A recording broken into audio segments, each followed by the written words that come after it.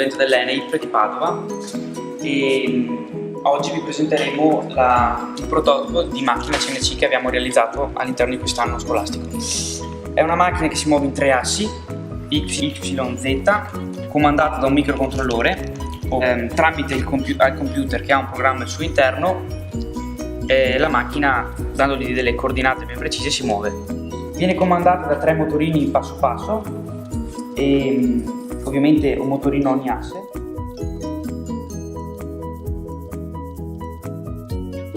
Facciamo partire 2 assi.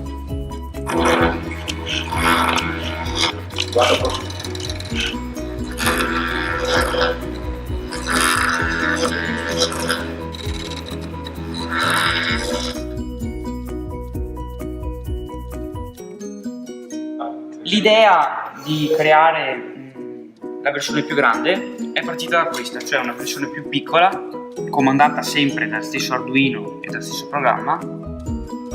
Il prototipo più piccolo l'abbiamo trasformato in prototipo più grande.